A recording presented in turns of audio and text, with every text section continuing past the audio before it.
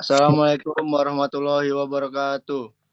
Kenalkan, kami dari kelompok 4 di sini akan menerangkan tentang diagram fasa. Di sini ada nama anggota kami. Di sini ada nama anggota Dimas Ramdhani, yaitu saya sendiri, lalu Fajri Aramiko, John Raimar Paung, Randy Ramadan, dan Gary. Selanjutnya untuk pengertian diagram fasa akan diterangkan oleh kawan saya. Baik, terima kasih. Saya akan menjelaskan diagram fasa. Pengertian.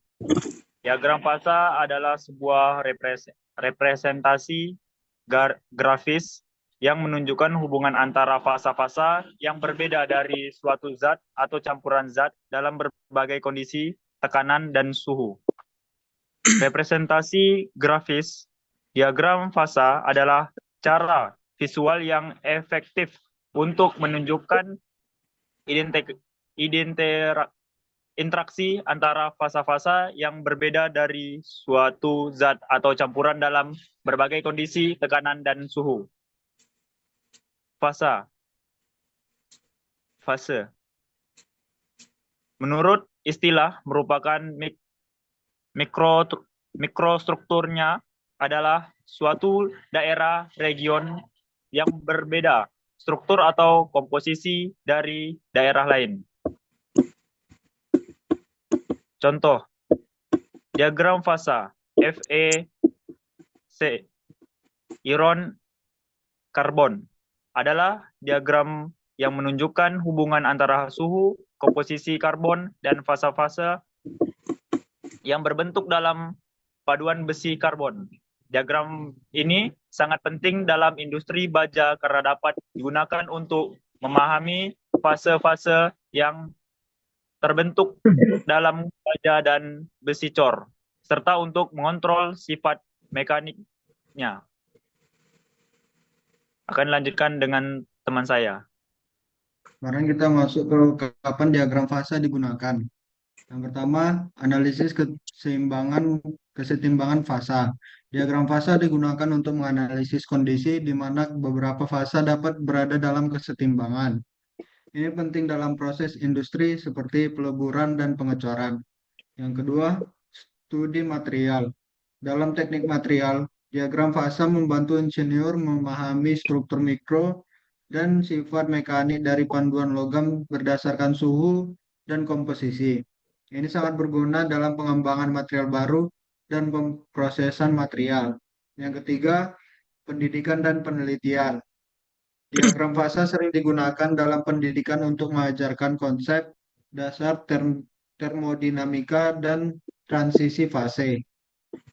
Dalam penelitian, diagram ini membantu ilmuwan meramalkan perilaku bahan dan dalam berbagai kondisi. Yang keempat, aplikasi praktis dalam industri makanan, farmasi, dan kimia. Diagram fasa digunakan untuk mengoptimalkan kondisi penyimpanan dan pemrosesan produk. Selanjutnya, komponen utama diagram fasa. Yang pertama ada sumbu horizontal atau suhu, biasa mewakili suhu yang menunjukkan perubahan fasa terkait dengan variasi suhu. Yang kedua, sumbu vertikal atau tekanan, mewakili tekanan yang menunjukkan perubahan fasa terkait dengan variasi tekanan. Selanjutnya akan dilanjutkan oleh teman saya. Baik, selanjutnya jenis-jenis fasa material. Yang pertama, fasa austenit. Fasa austenit adalah salah satu fase penting dalam sistem paduan besi karbon atau FEC yang ditemukan dalam baja dan logam besi lainnya. Fase ini memiliki struktur kristal phase counter kubik atau FCC yang memberikan sifat mekanik tertentu yang berbeda dengan fasa lainnya seperti ferrit dan komenit. Dalam fase austenit, atom-atom besi terorganisasi dalam struktur phase counter kubik atau FCC. Struktur ini membuatnya lebih plastis, dan lebih mudah untuk ditempuh atau dibentuk. Fase austenit dapat larut dalam besi dengan karbon hingga sekitar 2,1% pada suhu tinggi sekitar 1394 derajat Celcius. Austenit memiliki sifat plastisitas yang lebih baik, yang berarti ia lebih mudah dibentuk atau dibengkokkan tanpa retak. Namun pada suhu tinggi, sifat mekanik ini juga dapat bervariasi sesuai dengan kandungan karbon dan pengaruh perlakuan panas. Yang kedua, fasa cementit. Fasa cementit atau Fe3C adalah salah satu fase yang sangat penting dalam sistem paduan besi karbon. Fasa ini adalah senyawa intermetalik antara besi dan karbon yang memiliki komposisi tetap, yaitu 6,7% karbon. Fasa cementit sering ditemukan dalam baja dengan kandungan karbon tinggi dan mempengaruhi sifat-sifat mekanik dari material tersebut, seperti kekerasan dan ketangguhan. Cementit sangat keras dan lebih keras daripada ferrit dan austenit. Kekerasan ini disebabkan oleh struktur kristalnya yang kaku dan kemampuannya untuk mengikat karbon dalam jumlah besar. Selanjutnya akan dilanjutkan oleh kawan saya. Oke, selanjutnya ada yang ketiga, fasa perlit. Jadi fasa perlit ini adalah salah satu fasa mikrostruktur yang terbentuk dalam sistem paduan besi karbon atau biasa disebut FEC, terutama pada baja karbon dengan kandungan karbon sedang, sekitar 0,8% derajat Celcius. Jadi fasa ini memiliki struktur lamelar atau lapisan tipis yang terdiri dari dua fasa yang berbeda, yaitu fasa perlit dan juga fasa cementit. Jadi fasa perlit terbentuk ketika baja didinginkan pada laju yang cukup lambat, umumnya pada suhu sekitar 727 derajat Celcius. Dan merupakan hasil dari transformasi austenit atau fasa Fe pada suhu yang rendah. Jadi fasa perlit memiliki struktur lamelar yang terdiri dari lapisan-lapisan tipis ferrit dan sementit yang saling bergantian. Jadi fasa perlit memiliki kekerasan yang lebih tinggi dibandingkan dengan ferrit murni karena adanya sementit, tetapi tidak sekeras sementit murni.